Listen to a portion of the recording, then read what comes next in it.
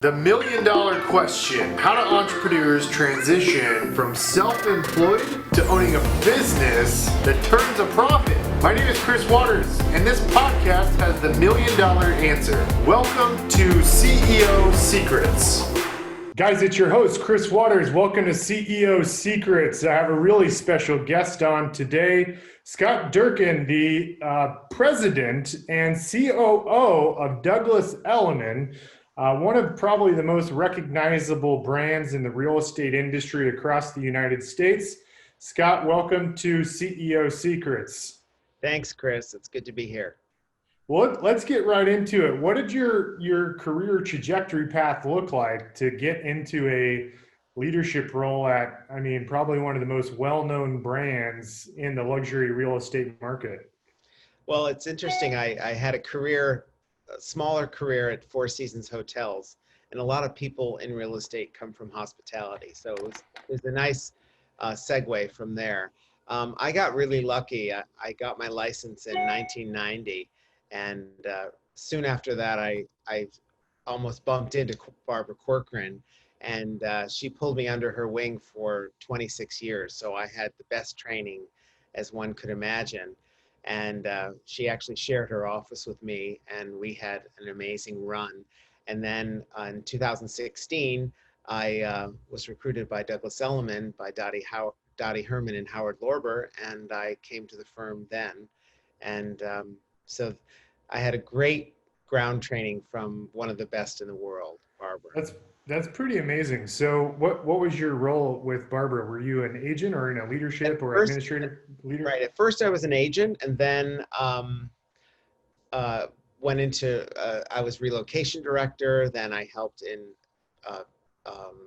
PR advertising. Then I became business development. And then by the end, and when we prepared the company to be sold to Realogy, which was then Cendant, I was the COO of Corcoran. And then I stayed on there and helped open the Florida division, the Hamptons division, as well as the Brooklyn division. And then came back to New York and was head of one of our downtown divisions in the Flatiron. And then I left and came to Elliman when they recruited me. So I've had lots of sales. I've been an agent. I've been in the shoes of an agent. I know what the feeling is like. I know what kind of life it is. So it really helps. It's probably the best part of my 30-year career is my 8 years as an agent to start out. I'm taking notes because I have so many follow-up questions for you. Sure. So first off, speaking of Barbara, something I have to ask you is, I heard Barbara do a keynote at an event, and she told this story about how, one of her differentiators with the brokerage was the culture within the organization. And she told this story, I guess it must have been 20 plus years ago, where, she hosted an event for her agents, which apparently she did regularly. Is that accurate? Yeah, most regularly. Yeah, so she hosted this event, and she shared this story about how she told everybody to dress to the nines, wear their fanciest jewelry, and get completely decked out. And she had everybody get board a bus, and she told the bus driver in advance to act like the bus broke down at one of the most dangerous parts of New York at the time. And she filled the storage compartments of the bus with liquor. Yes, it was called the salsa bus. Oh my God. Yeah. So I'm, obviously, in real estate, the only advantage I think any organization has is its people. And so, my key takeaway from that story she told was a little other tidbit she shared was that two brokers she had that worked for her, two salespeople, really hated each other. They were fierce competitors. And when the bus, the bus driver acted like the bus, had, broken down, they heard gunshots, and everybody was freaking out and panicking. And so these two hyper competitive brokers within the Corcoran group they shared in on this same experience and this feeling that they got of being, fearful of what the heck's going to happen to them in one of the worst parts of town. Yes, And, it and was they true. and they ended up becoming great friends after this experience on a bus. Yeah, what you So, don't know though, the bus was it was when the bus arrived, it was a school bus that had been retired and turned into the salsa bus, and the roof was open too. You could go out. It was like a double decker, and Barbara decided, and mind you, this is 25 years ago. It's much different. It was a much different neighborhood. She went right up to Harlem, and was crossing 125th Street, and giving the agents a tour of Harlem at the same time having a party. And it's a different time then. And she took a lot of bold steps, but it also brought her agents much closer to each other. And like you said, it's all about the culture. People love to be loved, and they love to be somewhere where people stay a long time, and that they're given all of these tools and they're treated well. And the culture really, I think, is the glue that holds a company together. I've met Barbara multiple times, and I did a endorsement deal with Barbara on TV about 6 years ago. Uh-huh. And she called me a preacher choir boy in front of 60 people. And my face turned, like beet red, like, because there's cameras everywhere. We're about to like record this commercial, and there's like 60 plus people in there. She knows how to get your attention and be memorable. So one of my questions about you working with Barbara, I mean, 26 years, that's a great deal of time, and I'm sure you picked up a lot of learning lessons along the way. Sure. But besides the culture piece, what are some of the other things you picked up on to be a great leader within Douglas Elliman from Barbara? Like, what were those key takeaways to be a great leader, Yeah. from your days with Barbara? I think um, one of the best traits that I was able to pick up from her is to be fearless, and also to treat people with kindness. And I know it sounds trite, and some people always, I love that expression. She would always use it. Don't mistake my kindness as a weakness. And I think that for me, she included everyone. Every person that was at the company was as important as the next one, whether you were the top agent or whether you were just starting out. So I think she was from a family of 12 children, siblings, so she had to learn to share a lot. So she shared a lot. She also listened a lot. And Barbara was famous for not putting someone in a position that they were set up to fail. She would always tell you, you're going to stink at that. I see you doing this. She had a wonderful eye into the future for someone, and she'd pick up that personality trait from them and tell them exactly what she thought. Her mother was the same way too. Her mother was brutally honest, but Barbara was brutally honest with, if you ever got fired by her, you ended up with a promotion and being transferred out of the department. She was really great at sizing you up and what your strengths were, and she wouldn't use you for something that you weren't strong at. So that allowed her to have such a diverse family of agents that it was guaranteed that they would get along. I mean, people would stay there for years. One of the men that was there for 45 years just passed away recently, and he was in his mid 80s. Wow. Yeah. Let me ask you something. So the brokerage space is highly competitive. There's been an immense amount of pressure on commission splits with agents. The culture component is great, but is it strong enough to overcome these crazy splits and things companies are offering right now, like Compass, for example? Mm-hmm. I mean, Well, I what's your think, take? Like, how do you overcome that commission split objection with agents? well, agents are business people, and I think the smarter the agent, the smarter the business person they are. If you're if you're leaving your company based solely on the commission split, usually you're giving something up, because if that's what's turning you on, that's obviously something that goes right into your pocket. But you have to look at the firm you're going to. It could be you're going to have 6 to 9 months of people not knowing which firm you're in, so you're going to have somewhat of a loss of business. and then you have to start over. And the culture is markedly different in the other firm. And if you've been there for a long time, you'll feel it more than anyone. I've had several people go to other firms and come back and said, you know, it just didn't have what Elliman had. It didn't have the leadership, didn't have the managers. A lot of these startups are forgetting about the glue, again, I use that word glue, that keeps the companies together, the management, the senior leadership, the offerings. We offer more at Douglas Elliman than any other firm in the country. Our owners put money back into the company. When you jump ship for a higher split, you have to realize that split that the company's not getting will come to bite you in the butt later on when you ask for something and they don't have the money to give it to you, because you're getting most of the money and they don't have any profits and their bottom line is suffering because of your high split. So that it's a real sort of tug of war there. And if you're going just based on money, do the math, because most of the time, if you've got a 2 or 3 year commitment at a higher split, you can pretty much say you really only have a year, because your restart is going to be costly. And it always happens, no matter how big or successful you are. So a split to me is, I always say to someone, well, our brand is so much bigger. One more deal will make up for that split loss. If you're so sold on having a higher split, and some people wear that as a badge of honor or a badge of competition badge.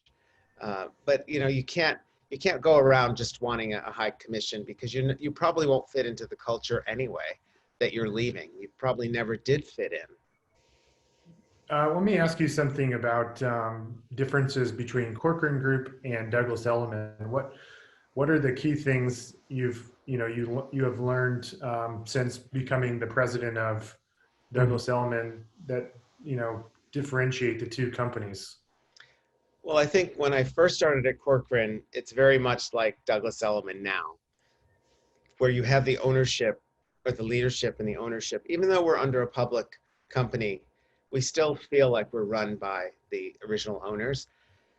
That's how it was with the Corcoran Group before they sold to Realogy. When you end up selling to a national company that has 7 brands under its umbrellas, and you're hugely profitable, you will ride that out, and probably at the end, and I was at my end, and it was a good ending, but I just realized that the culture had changed so dramatically because they pull out all the profits.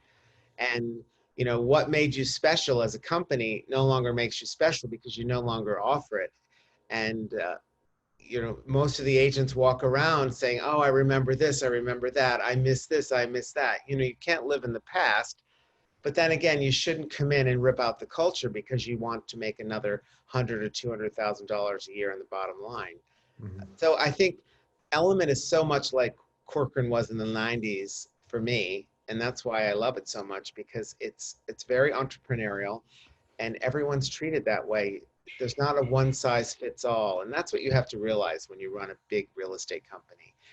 You have the biggest personalities in the world. I mean, high earning salespeople are really tough to manage, but you have to want to manage them and want to deliver them a great experience and a great company. So for me, say Corcoran was black and white, and then when I got to Elliman, it was color. It was Technicolor almost. So it was great. It was a great chapter 2. What do you feel like, speaking of recruiting and managing highly productive salespeople, what are the secrets to recruiting and more importantly, managing and retaining highly productive salespeople that have very high expectations of the company they work for? Sure. Well, first of all, it's all about them, and it always will be. And that's what you have to accept. I've talked to a lot of people that manage and they get beat up by the agents, and it's really hard sometimes. And I've been there, where you run the 100-yard dash for them, and then they're like, well, what about this? Or what about my neighbor? You know, great agents watch other agents. But you have to treat the really top agent or the biggest salesperson or the greatest salesperson in a way that they're used to dealing with just themselves. I mean, they love to be told how good they are, and they should, because they're great, and they often contribute to a lot of the bottom line and to the culture, and more importantly to the market share. So I think you just have to give them your attention, and you can't be distracted with. Whenever I meet with an agent, whether it's on a phone or lately on a Zoom or at a lunch or a breakfast, I don't, I put my phone away. I don't take a call. I don't care who it is. Maybe if it's our chairman, I'll take it. But for the most part, I'm all theirs. And you can't compare a top agent to another top agent. Uh, you just have to concentrate on who they are and what they need to grow their business more. And those kind of agents also feel, even though they may not own any of the company, they all have a sense of ownership with the brand. And you have to remember that. And you can't treat them as an outsider. They have a seat at the table because they've helped pay for the table, and you can't forget that. And you have to anticipate their needs, and that's what I love, that I was an agent first, so I know what their needs are and I can help anticipate instead of react.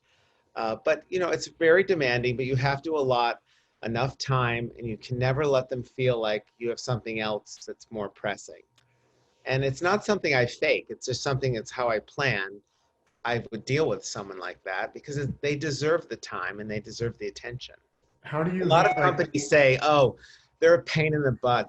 They have a high split and they're my number one agent, but I don't deal with them. Well, you can't do that. Yeah. How do you sometimes, like, call it mediocre agent, if you will. They see the special treatment the top producer's getting. That can sometimes create a clash from a culture perspective. How do you deal with that? Yeah, I mean, I always tell agents and people, and if I coach someone, you know, instead of keeping score, figure out how you can get into that league. Turn that into something positive. Why am I upset that they have something that I don't? Well, they might have produced more, like you're saying. It's bound to happen. What are you not doing that is keeping you away from the top with that person or that benefit? And let's peel that onion back, as opposed to concentrating on that particular agent and what they're getting, because it's available to everyone, and it's not as if they didn't work for it. So you have to say, if you want to be like so and so, this is how they work, this is what they do, and this is how they do it, and let's start that trajectory or that path, and get it done for you, and see what we can do. But it's not like we just handed it to them because they were there with their hand out. They earned it. Lots of times, a lot of coaches or managers in their own firms they have a hard time telling an agent that that's what they need to do, instead of commiserating. And it is hard sometimes. It's a very lonely life. I mean, it's just like being on stage every night, and then you come home and you're like, oh, I'm all wired up, but I showed 40 apartments today. I don't have a deal. And then you see all of the other people and the television shows that have made it look so glamorous and so lucrative. It can really wear on you. What's his name? The guy that's on Million Dollar Listing, Frederick. Is he Frederick still with Douglas Eklund, Elliman? Yeah. yes. Frederick is one of our cornerstones of the foundation of Elliman. He and John Gomes from the Eklund Gomes team. Yes, they have about 85 on their team right now, and Wow. they're in every one of our markets. So they're smart. They've branched out in every one of our major markets, and so they service every client that they need to. They have no issues. Oh, let me make a call. No, it's right within their house. So they've been phenomenal. The television show has helped build their business and put them on the map. They've earned every accolade, every dollar. They're one of the hardest working teams I've ever seen in the industry in my 30 years. And What's what is they're nice people. what is Douglas Elliman offering to agents from, like, a technology stack perspective? Like, what are the tools that they're giving to agents to be successful? Well, we have an in-house intranet called Douglas, which we have our own app store, which has a myriad of real estate software offerings, as well as CRMs and home technology pieces of staging and decorating and architectural. We have, I think we have about 49 different programs you can use. We have proprietary software for some of our regions because Manhattan and Brooklyn are not on an MLS, so we're able to offer them a proprietary software there. We have in-house public relations, in-house design. On the software side, are these software applications that Douglas Elliman paid developers to build, or are these third-party software applications that you guys have signed agreements with and then I would give say to the agents? 75% of them are third party and 25% of them are designed for us specifically. So, like the intranet system, for example, with the internal MLS for Manhattan, is that a Douglas Elliman owned deal, I'd assume? Yes, we call it the RLS, which is similar to an MLS, but it's not. But yes, we have, that's proprietary, and we share that with a couple of other firms in the city. We're partners with them because we don't have an MLS in the 5 boroughs for us. How do you see the industry changing over the next 5 to 10 years, specifically in markets like Manhattan, where there's not an MLS, and there are brokers like Douglas Elliman that have developed an internet system with all the listings, and they're web scraping all the listings from all these different tax record data places and whatnot, and then pushing it to Street Easy, right, to like create transparency for the consumer. Like, what kind of impact do you think that'll have in the years to come as these technology companies have more of the data? How will that affect the real estate market in Manhattan? Well, I think for us, our average sale price in Manhattan and Brooklyn is about $1.2 million. So the thought that that would be sort of an electronic, or for lack of a better word, an electronic transaction, where you go to the door and you show your fingerprint or whatever, or it's clear or something, and you get access. You can't have it can't happen in the city. It's just there are too many factors. The building itself won't allow it. There are doorman, there are co-op rules, there are condo rules, there's crime.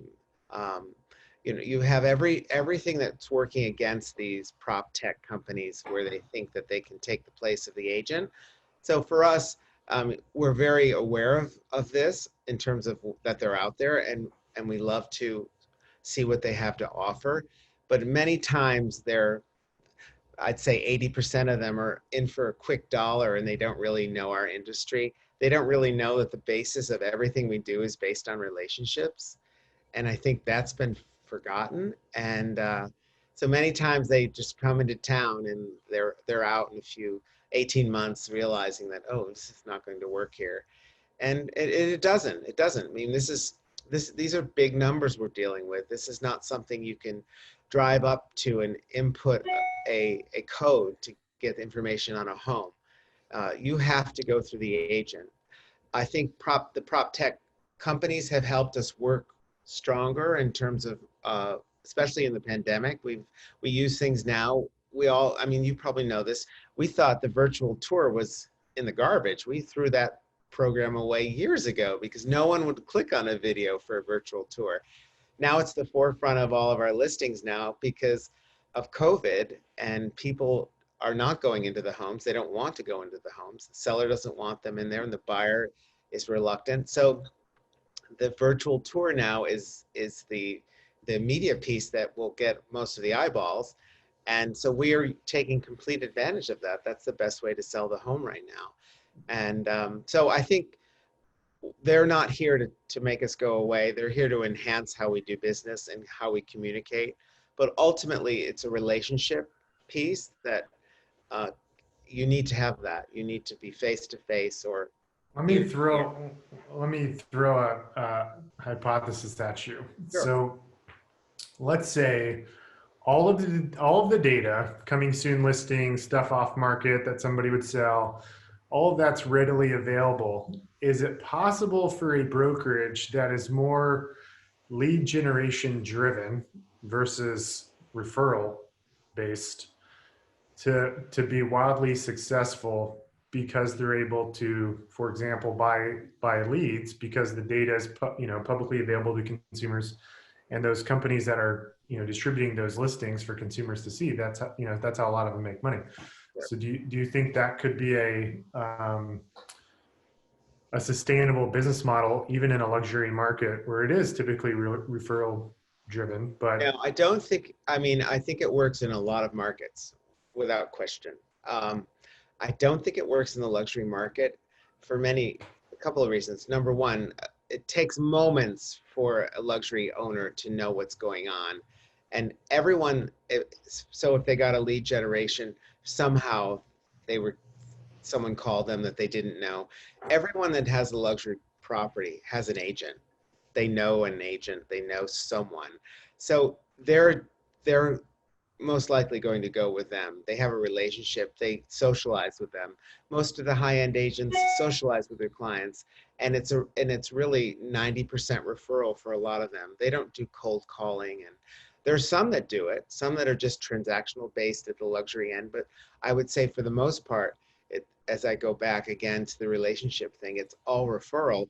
Um, Blind sort of leads like that, or people being fed leads, that doesn't work in our markets. It never has. And it does, I mean, we have a certain percentage of it without question, because when you have an inventory shortage, uh, that's when the consumer tends to stray, thinking they're missing something, and they'll engage with someone else, but they'll usually come back to home base with their original agent. But it can sort of confuse the consumer as well, because they don't really know, especially on the buy side, if who this agent is, and is this agent really attached to the listing that I'm interested in? Because a lot of that's happening where the agent that's on the front face of the listing search is not really the exclusive agent that works with the owner. And that's unfortunate, and that's very confusing to the consumer. I want to switch gears for a minute and go back to Realogy. Do you like what's your overall opinion of like what the future is going to look like for a company like Realogy? Their stock price has been getting hammered on Wall Street. Um, I mean, they still control a ton of transactions, and they've got some great brands underneath Yeah. them. But like, what do you think the future holds for a company like Realogy? Do you think they'll be able to pull it out and turn things around, or do you see it being sold off in parts to somebody else? It's a good question. I mean, I have an affinity to them for having been there for so long, and I still know a lot of people there, and they were always good to me. But I think many times the big companies, especially franchises, they get lost in and this is what I think happened to them. They have a lot of money to spend, and they spend it on things that really don't make sense, that end up becoming technology pieces, or uh, things that don't touch the consumer, that or the agent, that are just in the background that no one really cares about.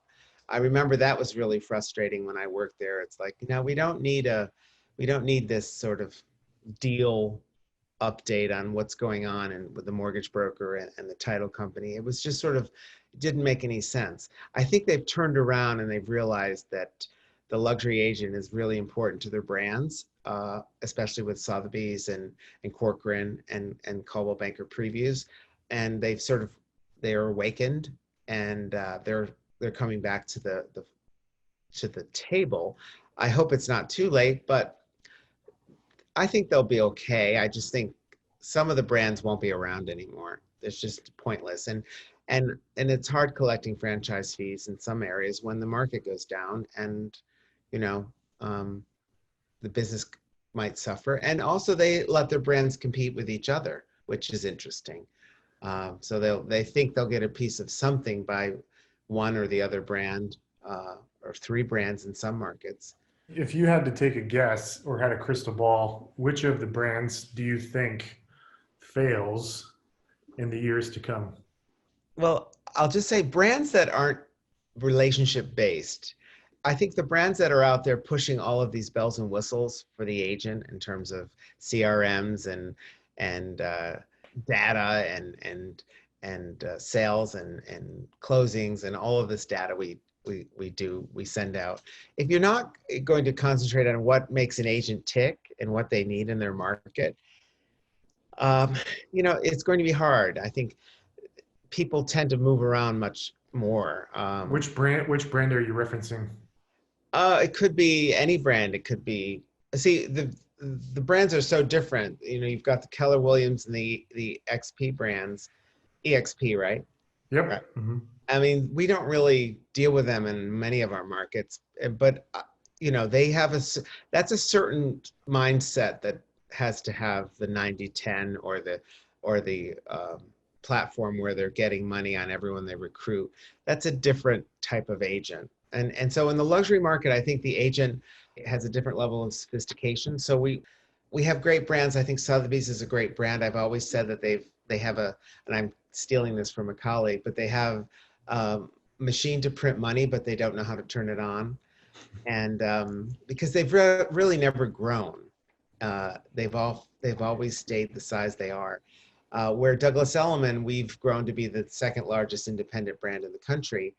And there's a reason for that. We have a lot of people that are experienced, as well as great agents that, are, yes, it's great to have 3 or 4 sets of agents and teams on all of the networks now. It helps our brand, it helps them. But I think that the other ones, I think Corcoran that's a fabulous brand. Obviously Elliman. And I think it's interesting You're you say so that. politically correct. I am, but I believe in it. Beating around the bush. I'm not, I would never, I don't, unless you work for a brand, you can't really talk about it very well. I think it's hard, though. You're right. It's hard. We're coming through a seismic change of how do we stay in business, some of the firms. We're fine. We're completely fine. We knew how to get through this, and we have a parent company that is there for us. But those that don't right now, this is devastating. You have empty offices that may never be used again. You have agents that for the last, 99 days have learned how to do their business without coming in. You have retail that's suffering. You have people that don't want to touch a doorknob for the near future. So everything's changed. We're starting over. So I think that coming out of this, the smaller firms will suffer the boutique, I think. Do you think that having an office is important for salespeople to be successful? I do. Yeah. I think having somewhere, the office has changed now. The new offices now are very open and very collegial in terms of the way they're laid out, where everyone sees each other, and there's a lot of seating areas and comfort stations and kitchens and cappuccino and great Wi-Fi.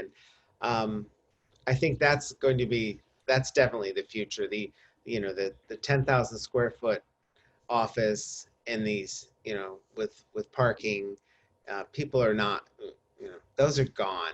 We don't need those anymore. We need to have something that will attract people, will attract other agents that we can recruit, and sort of it will be a really big difference soon. And we're just experiencing that now. We have 121 offices, so we have a lot of work to do, because we won't need as much space. Everyone's talking about that. That's the number one thing we talk about, is what do we do with all this space?